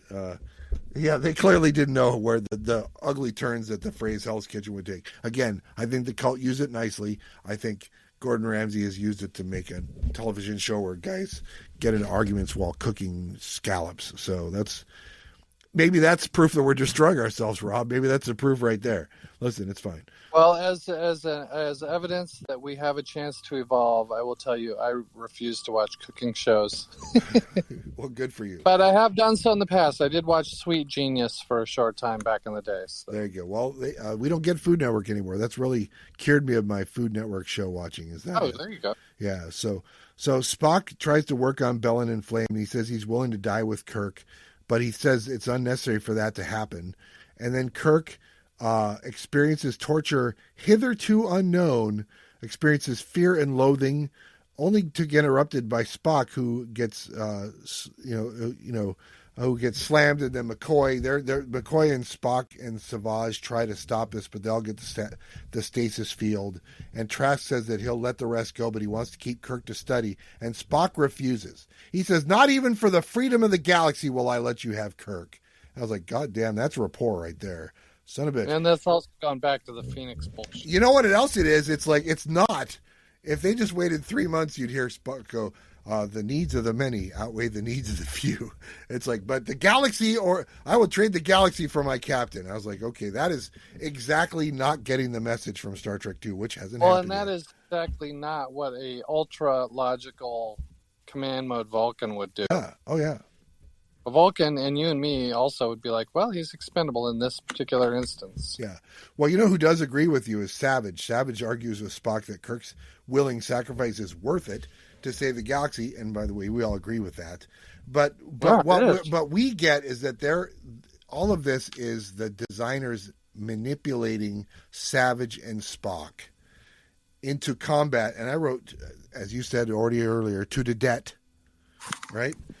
Which is his goal, it seems. And so they build this battle arena, and the two Vulcans are in the arena, but it's not just the Vulcans; they're giant versions of themselves. They lost me here. Yeah, why are they giant versions of themselves? Because it's fan fiction. That's why. Because you can take even more punishment that way. Like, come on, just give them 14-ounce gloves. Then don't do this. It's brutal combat, I will say that. And yet, but they're like, Kirk's like, we got to stop them before they kill themselves. The only way to stop them is for me to jump in there and get between them. Yet the Vulcans, when faced with Kirk, both cease hostilities. Spock is near death anyway. And then Bellin lets them go, and they make a break for it. Kirk nearly disobeys orders to escape to the Enterprise, but at the last second he obeys. Which, by the way, inexplicably, his disobeying, or his decision to obey the orders and not disobey and escape has, and I quote, solved at least temporarily the Prometheus problem. I don't exactly know how that worked, but that's what we get. Yeah, hit me with it. If I can change, and you can change. I mean, I think I say something like that about we all can change. Yes, it's very Rocky IV, the Star Trek novel. Either that, or they could have gone within a pie eating contest and gone to Rocky V. Neither of which had happened by that point, so I guess it's understandable. So they're teleported back to the Enterprise. After seeing the universe, which I thought was interesting. Kirk tells Spock that I've seen worse jobs of commanding a mission on several occasions than what you just did. Spock, when? I don't know. Spock says that Kirk must still answer either via Vulcan code or Starfleet regulation, and Kirk reminds him of two things when he and Spock once came to blows. Two other times when he and Spock came to blows, and that was presumably the naked time when Spock's under control of the spore, or no, when they're under control of the Psi 2000 virus, and then this side of Paradise, which was the spores, right? Yeah. So that's cool. I mean, Kirk being complimentary of how Spock handled. I mean, the security guy who was like Klingon and fires and gets killed immediately did a better job. Yar getting killed by a puddle of goo did a better job on that mission than what Spock's. But Spock's been terrible. Yeah, I agree with you. But to his credit, Spock records as his last thing, no official action contemplated for such lapses if they're not repeated, and then he turns command back over to Kirk. And then give me a break. And then they say someday, millions from years from now, we'll get to see the results of this experiment. And that's the end of our story, except we get an epilogue. And in the epilogue, the teaser trailer for the next version of this, Flame, talking to Bellin, says, well, maybe we could consider some visitation rights with release, if you get my meaning. Yeah, that's what I'm talking about. So stay tuned for more Kirk on Bellin interludes. Whether it's going to happen now or ever, we don't know. But so that's the end of our story. I think my overall, thing of this novel is I think this is easily the best of the three of their novels, which elevates it out of the bottom. And I think that the ideas that they do in this novel are good. The philosophical stuff is really good. Some of the best stuff we've had in any of the novels, really. The idea of the nature of humanity and intelligent life itself and things like that. Connecting it to like mutually assured destruction and stuff is good. Connecting it to alien abductions and abuses on spaceships, I don't know about that. But yeah, I was ready to rank this a lot higher, but I just can't because the stuff that they did with Spock is just so out of character and stuff like that. And I get that if you write it off as like they're being manipulated to be like ancient Vulcan like by the designers, then I can understand it. And Savage redeems himself later in the novel, and but for me, it's middle of the pack at best, I think. So, how about you? Even though, especially talking through it, I'm like, that's stupid, I hate this, blah, blah, blah. My experience of reading it was I enjoyed it. Yeah, me too. So I have it ranked high, although now I'm questioning myself. But I actually have it third on the list, so I liked it a lot. Yeah, but it's more the ideas, because I can't even describe other... I like... And the writing, I thought the writing was good too, which shocked me because those two Phoenix novels are work. Stultifying. Yeah, they are a struggle to get through. That's for sure. Yeah. So And this I felt like I could follow what they were saying. I could picture the stuff they were describing. Blah blah blah. can you hear the sound I'm making? You know what that sound is, don't you? I'm getting ready. No. Keep talking. I got the dice out, buddy. So. Oh, okay. But we're not there yet. We're giving our final thoughts still. I like it, and it's light years better than the two Phoenix novels. That's kind of my last point on that. There you go. Yeah. I think that's me too. All right. So that means that we're up to picking our next novel, and that means for the first time in quite a while, since we don't do it for boxing anymore either, we're busting out the dice to pick our next novel. As you know, just for the listeners at home, we are doing the first 50 pocket books Star Trek novels, and we're choosing them at random. We've done 15 of the 50, which means we have 35 left. I have one dice that determines which of the groups of 10, the first 10, second 10, third 10, fourth 10, fifth 10, and then a 10-sided dice. So we roll this and decide. Here we go. You ready? I'm ready. Here we go.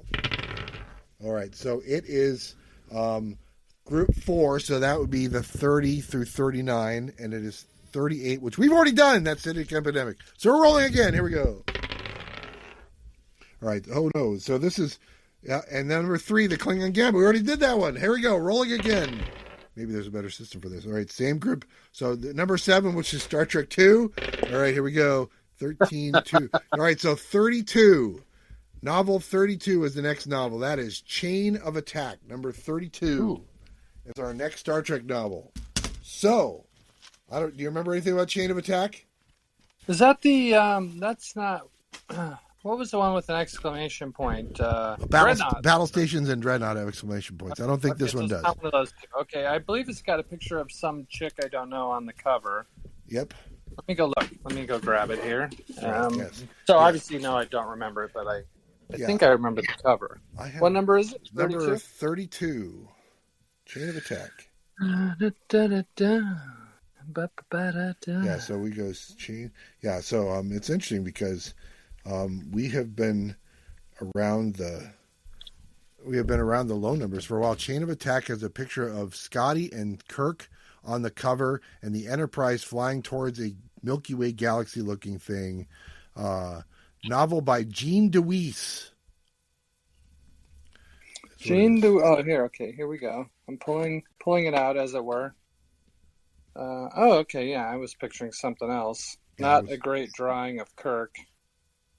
That's a pretty basic cover. I don't know how many copies that's going to sell. Yeah, they are hurled into another galaxy. Let's put it that way. So we'll figure out. On a hostile galaxy, the Enterprise is caught up in a deadly interstellar conflict. That feels pretty generic, but we'll see. We'll see. It'll be different from this one, that's for sure. So that does it for this week for our Star Trek. Is that a Trek in Your Pocket podcast number 15? Join us next time for number 16. Rob, if you don't mind, could you take us out? I could, and I will, as a prologue, I will say I'm going to read this motherfucker this weekend. Good for you. Because it's probably my last 2 days off for a long while. That's good. But my friends, my dear friends, live long and podcast. Boom.